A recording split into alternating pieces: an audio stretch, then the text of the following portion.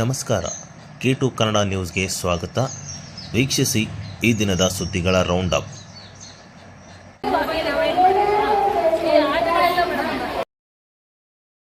ಮತ್ತು ಮಕ್ಕಳ ಇಲಾಖೆ ಕಲಿಕಾ ಟಾಟಾ ಫೌಂಡೇಶನ್ ವತಿಯಿಂದ ಇಂದು ಮಕ್ಕಳಿಗಾಗಿ ಬಾಲಮೇಳ ಕಾರ್ಯಕ್ರಮವನ್ನು ಆಯೋಜನೆ ಮಾಡಲಾಗಿತ್ತು.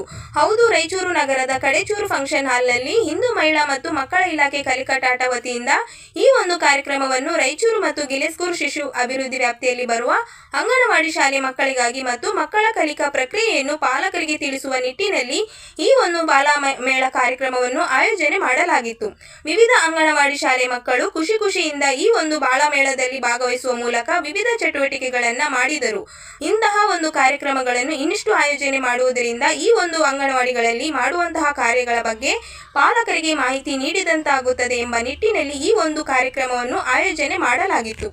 ಯಾವ ರೀತಿ ಸ್ನಾಯುಗಳ ಒಂದು ಬೆಳವಣಿಗೆ ಆಗ್ತಿದೆ, ಮಗು ಯಾವ ರೀತಿಯಲ್ಲಿ ಚಟುವಟಿಕೆಯಲ್ಲಿ ಭಾಗವಹಿಸ್ತಿದೆ ಅಂತಕ್ಕಂಥದ್ರ ಬಗ್ಗೆ ಅರಿವನ್ನು ಪಾಲಕರಿಗೂ ಒಂದು ಮುಟ್ಟಬೇಕು, ಅವ್ರಿಗೂ ಕೂಡ ಗೊತ್ತಾಗಬೇಕನ್ನೋ ನಿಟ್ಟಿನಲ್ಲಿ ಈ ಒಂದು ಬಾಲಮೇಳ ಕಾರ್ಯಕ್ರಮವನ್ನು ಹಮ್ಮಿಕೊಂಡು ಇದು ಸಮುದಾಯ ಮತ್ತು ಇಲಾಖೆ ಒಂದು ಸಹಕಾರದಿಂದ ಮತ್ತು ಸಂಯೋಜನೆಯಿಂದ ಒಂದು ಕಾರ್ಯಕ್ರಮವನ್ನು ನಾವು ಮಾಡಿದ್ದೇವೆ. ಈ ಒಂದು ಕಾರ್ಯಕ್ರಮ ಅಂತಕ್ಕಂಥದ್ದು ಒಂದು ಅದ್ಭುತ ಕಾರ್ಯಕ್ರಮ. ಯಾಕಂತಂದರೆ ಇಲ್ಲಿ ಮೇಳ ಅಂತ, ಬಾಲಮೇಳ ಅಂದರೆ ಮೇಳ ಅಂದರೆ ಮಕ್ಕಳ ಮೇಳ. ಇದು ಅವರು ಏನೇನು ಕೆಲಸ ಚಟುವಟಿಕೆ ಮಾಡಿದ್ದಾರೆ ಮತ್ತು ನಮ್ಮ ಇಲಾಖೆಯಿಂದ ಅಂಗನವಾಡಿ ಶಿಕ್ಷಕರಿರ್ಬೋದು ಮತ್ತು ಟಾಟಾ ಟ್ರಸ್ಟ್ ವತಿಯಿಂದ ಏನೇನು ಒಂದು ಕಾರ್ಯಕ್ರಮಗಳನ್ನು, ವಸ್ತುಗಳನ್ನು ಮಾಡಿದ್ದಾರೆ, ಮೆಟೀರಿಯಲ್ಗಳನ್ನು, ಅವುಗಳನ್ನು ಶೋ ಮಾಡೋದು ಮತ್ತು ಮಕ್ಕಳು ಕೂಡ ಅವ್ರು ಮಾಡಿರ್ತಕ್ಕಂಥ ವಸ್ತುಗಳು ಕೂಡ ಇಲ್ಲಿ ಇದ್ದಾವೆ. ಅವುಗಳೆಲ್ಲ ಪ್ರದರ್ಶನವನ್ನು ಮಾಡಿದ ಒಂದು ಪೋಷಕರನ್ನು ನಮ್ಮ ಅಂಗನವಾಡಿಯ ಹತ್ತಿರಕ್ಕೆ ತಂದು ಅವರ ಒಂದು ಸಹಕಾರವನ್ನು ಒಂದು ಕೋರುವಂಥ ಒಂದು ಕಾರ್ಯಕ್ರಮ ಅಂತ ಹೇಳ್ಬೋದು. ರಾಯಚೂರು ಫಂಕ್ಷನ್ ಹಾಲ್ನಲ್ಲಿ ಒಂದು ನಮ್ಮ ರಾಯಚೂರು ಶಿಶು ಅಭಿವೃದ್ಧಿ ಯೋಜನೆ ಮತ್ತು ಗಿಲೆಸ್ಕೂರು ಶಿಶು ಅಭಿವೃದ್ಧಿ ಯೋಜನೆ ವ್ಯಾಪ್ತಿಯಲ್ಲಿ ನಮ್ಮ ಮಹಿಳಾ ಮತ್ತು ಮಕ್ಕಳ ಅಭಿವೃದ್ಧಿ ಇಲಾಖೆ ವತಿಯಿಂದ ಮತ್ತು ಕಲಿಕೆ ಟಾಟಾ ಟ್ರಸ್ಟ್ ಸಂಯುಕ್ತ ಆಶ್ರಯದಲ್ಲಿ ಒಂದು ಹಮ್ಮಿಕೊಂಡಿರ್ತಕ್ಕಂಥ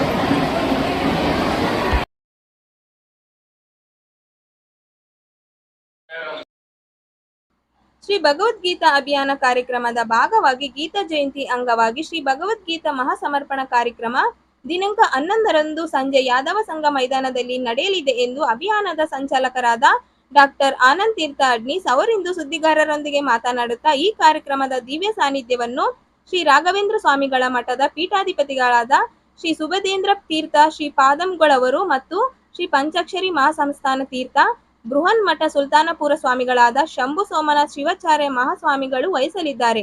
ಕಳೆದ 9 ವರ್ಷಗಳಿಂದ ಈ ಭಗವದ್ಗೀತಾ ಅಭಿಯಾನ ಕಾರ್ಯಕ್ರಮ ನಿರ್ವಹಿಸಿಕೊಂಡು ಬರಲಾಗುತ್ತಿದೆ ಎಂದು ಹೇಳಿದರು.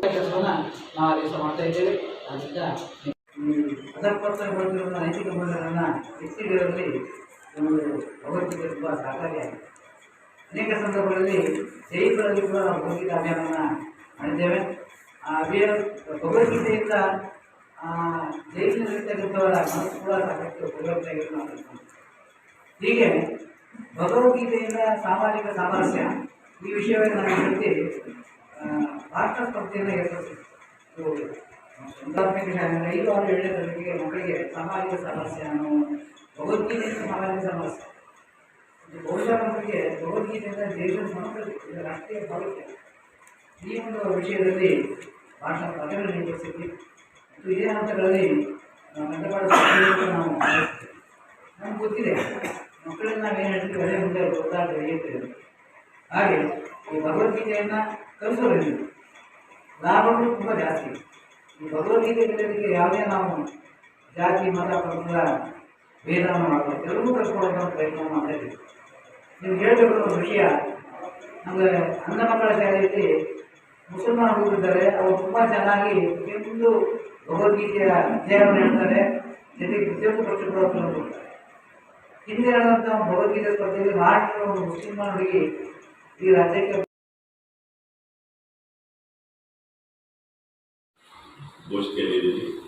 ಶ್ರೀ ಮಹಾಶರಣ ಮಾದಾರ ಚೆನ್ನಯ್ಯ ಜಯಂತ್ಯೋತ್ಸವ ಕಾರ್ಯಕ್ರಮ ದಿನಾಂಕ 15ರಂದು ನಗರದಲ್ಲಿ ಅದ್ದೂರಿಯಾಗಿ ನಡೆಸಲಾಗುತ್ತದೆ ಎಂದು ಜಯಂತ್ಯೋತ್ಸವ ಸಮಿತಿಯ ಅಧ್ಯಕ್ಷರಾದ ಎಂ ವಿರೂಪಾಕ್ಷಿ ಹೇಳಿದರು.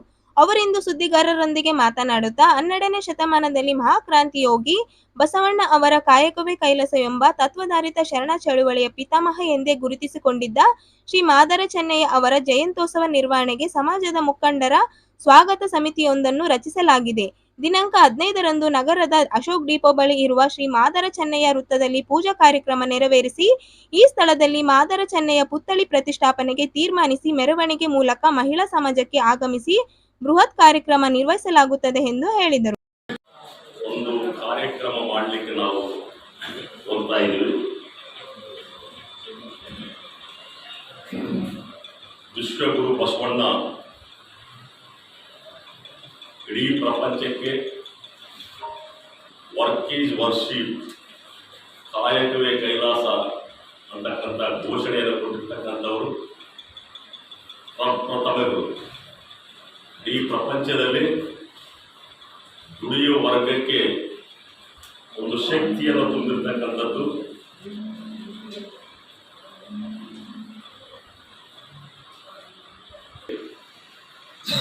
ಬಹುದೊಡ್ಡ ಶಕ್ತಿಯನ್ನು ತುಂಬಿ ಬಸವಣ್ಣನವರನ್ನ ಕ್ರಾಂತಿಕಾರಿ ಬಸವಣ್ಣ ಅಂತೇಳಿ ನಾವು ಕರಿತೀವಿ. ಅಂದರೆ ಮಾರ್ಕ್ಸ್ ಲೆನಿನ್ಗಿಂತ ಶತಮಾನಗಳ ಹಿಂದೆಯೇ ಕಾಯಕದ ತತ್ವವನ್ನು ಹೇಳಿರ್ತಕ್ಕಂಥವ್ರು. ಅಂಥ ಬಸವಣ್ಣನೇ ಮಾದಾರ ಚೆನ್ನಯ್ಯನ ಬಗ್ಗೆ ಬಹುದೊಡ್ಡ ಮಟ್ಟಿನ ವಿಚಾರವನ್ನು ಇಟ್ಕೊಂಡಿರ್ತಕ್ಕಂಥದ್ದು. ಅಪ್ಪನು ನಮ್ಮ ಮಾದಾರ ಚೆನ್ನಯ್ಯ, ಒಪ್ಪನು ನಮ್ಮ ದೋಹಾರ ಕಕ್ಕಯ್ಯ. ಅಪ್ಪನು ನಮ್ಮ ಮಾದಾರ ಚೆನ್ನಯ್ಯ, ಒಪ್ಪನು ಜನಸಂಖ್ಯೆಗೆ ಅನುಗುಣವಾಗಿ ಅನುದಾನವನ್ನು ಮೀಸಲಿಡಬೇಕು ಎಂದು ನಾವು ಒತ್ತಾಯ ಮಾಡಿ ನಮ್ಮ ಸಮಸ್ಯೆಗಳನ್ನ